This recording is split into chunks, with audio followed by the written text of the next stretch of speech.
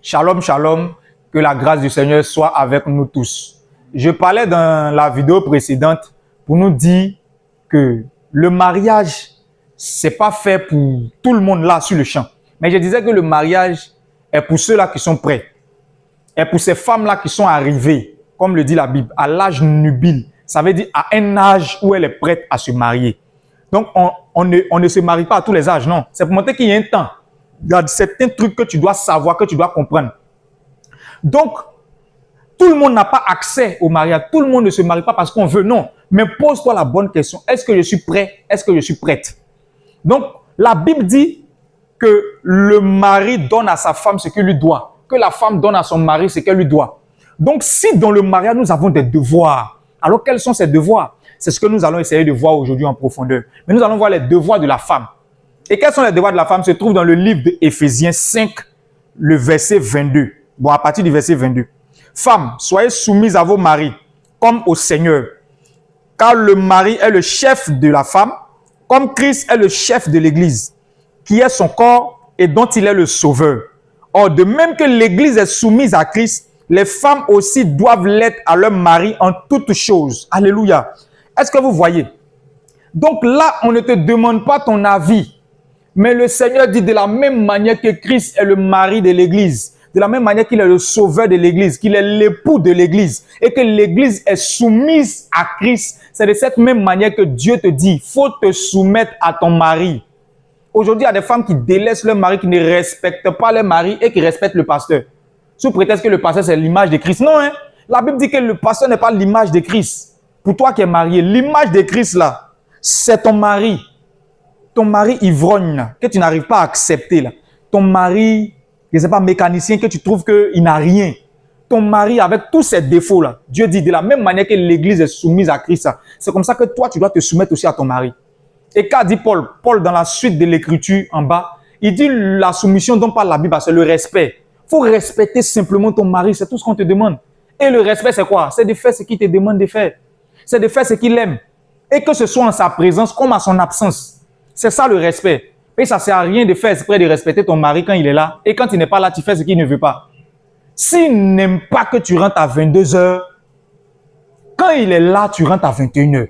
Il n'est pas là, tu rentres à 21h. C'est ça qu'on appelle que je respecte mon mari. C'est pas que dès qu'il va en voyage net, tu rentres chaque 23h. Tu ne respectes pas ton mari. Tu ne respectes pas ton mari, mais tu veux le blaguer, tu veux éviter les histoires. Sinon, tu ne le respectes pas. Mais la Bible parle que ça doit venir de toi-même. Ça doit être quelque chose de vrai. Respecte ton mari. Maman, ça ne s'adresse pas à tout le monde. Hein. Je suis en train de m'adresser à nos mamans en Christ, à nos sœurs en Christ. Tu n'es pas encore marié. Si tu n'as pas le respect même de la race masculine, tu n'es pas encore prête à te marier.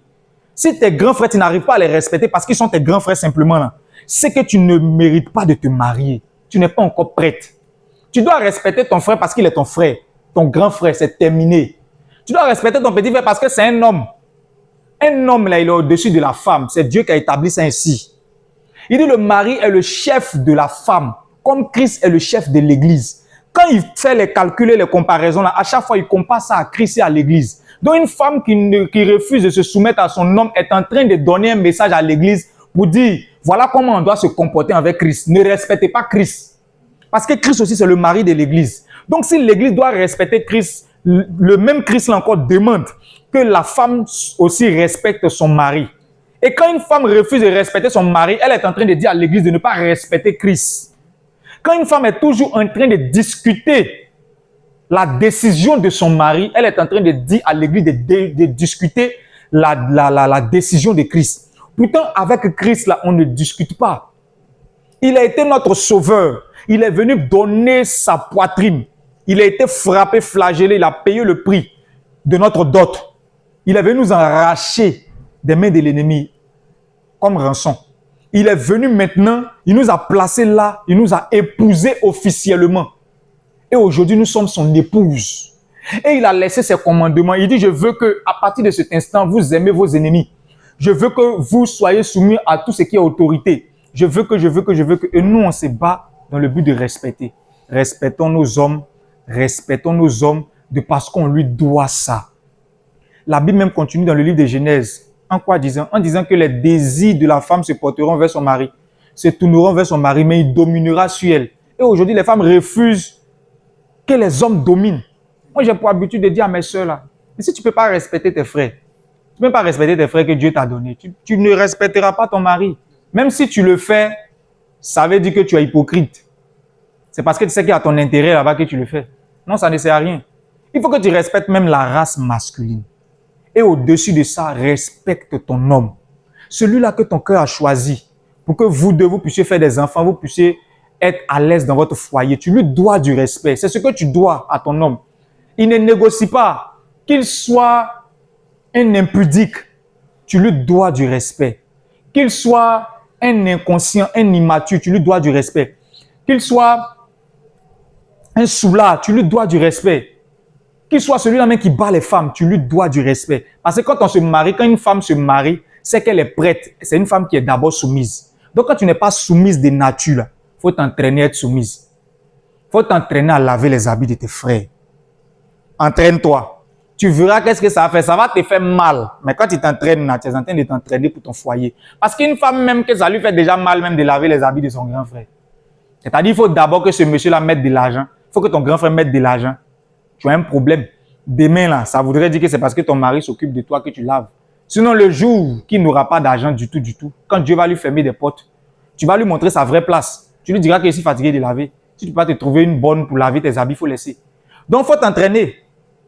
Dans la prochaine vidéo, on verra aussi les devoirs de l'homme. Mais on a toujours aussi les mêmes devoirs de la femme. On me dira que mais celui même qui nous parle, frère au mari, qui n'est pas marié, c'est ce qu'il disait la fois dernière. On n'est pas encore parti au ciel, mais on parle du ciel. Parce que Dieu nous instruit là-dessus au travers de la Bible. Donc si Dieu me donne une connaissance, je partage. Un point trait. Donc je ne suis pas encore marié, mais la femme doit. Tu dois à ton mari dans le lit conjugal. Donc je sais que tu comprends. J'aime bien beaucoup les femmes djoula sur ce côté-là, nos sœurs musulmanes, nos sœurs djoula. On les apprend là-bas pour dire que ça ne dépend pas de toi. Tu dois ça à ton mari. On les apprend ça là-bas. Donc même si la femme elle est fâchée, elle est toujours open pour son mari. Parce que c'est un devoir. Ce n'est pas une histoire de non, je n'ai pas envie. Il faut respecter, c'est ma décision. Non, tu n'as pas de décision. Quand tu te maries, là, ton mari a besoin de toi. Mais tu te donnes à ton mari, c'est un point très. Ton mari a besoin de toi. On dit il a besoin. Ce n'est pas une simple envie. Il a besoin de toi. Si tu ne respectes pas ce besoin de ton homme-là, tu vas le pousser dans les bras d'une autre. Donc, ce sont des devoirs quand on se marie.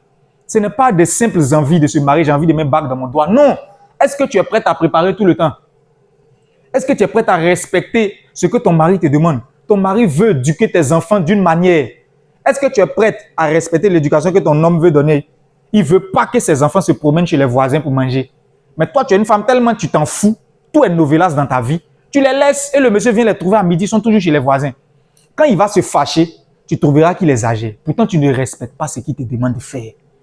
Quand tu sais que ton mari n'aime pas une manière de marcher là, tu marches selon ce que ton mari veut que tu marches. C'est ça qu'on appelle respecter. C'est en sa présence, c'est en son absence. Respecte ce qu'il te demande. Tu viens vers lui, tu lui demandes la permission de faire quelque chose. S'il te dit non, comprends que c'est son droit de te dire non. Parce que la Bible a dit que tes désirs vont se tourner vers lui. Mais il dominera sur toi, il n'est pas obligé d'accepter. Dieu lui a donné carte blanche pour te dominer. Donc, une femme qui ne veut même pas accepter la domination d'un homme, quand tu es avec ton fiancé, dis-lui que moi, je ne suis pas encore prête pour me marier. S'il pense que tu as d'autres hommes dans ta vie, il faut lui expliquer. Il faut lui dire, moi, actuellement, oui, tu parles là. Moi, je ne suis pas encore prêt pour que quelqu'un va m'empêcher de faire quelque chose. Hein. Moi, j'ai envie de sortir, puis quelqu'un va me dire, tu ne peux pas sortir. Il n'aime pas les gens qu'on me mette en prison là. Tu lui dis ça clairement, je ne suis pas encore prête pour être en prison. Parce que le mariage, là, c'est une prison. Il te dira, tu as envie de sortir avec tes copines pour aller à la plage. Il te dira non. Il ne veut pas que tu sortes. Pour une vraie femme, elle dira à ses copines, allô. En tout cas, j'ai des choses à faire avec monsieur ici. Donc, pour finir, moi, j'annule. Moi, je ne vais plus. Vous pouvez partir. Mais pour celle qui n'est pas femme, là, elle sera en train de serrer le cou de ce monsieur. Elle va embrouiller sa journée. Il va oublier même que lui-même, il a travail. Elle va séquestrer sa journée. Comme moi, tu ne m'as pas permis d'aller à la plage, là. Toi aussi, elle ne te permettrait pas de faire quelque chose. Elle va le déranger. Mais tu dois comprendre qu'il a le droit de dominer sur toi. Il n'est pas obligé d'accepter tous tes caprices. Il n'est pas obligé de faire tout ce que tu lui demandes de faire. S'il te dit non, tu dois comprendre qu'il est mon chef. Alléluia. Alléluia. La femme doit être soumise à son homme. C'est ce qu'elle lui doit. Voilà. Donc, prochainement, on verra maintenant la vidéo des hommes. Qu'est-ce que les hommes doivent à leurs femmes? Sur ce, que Dieu te bénisse.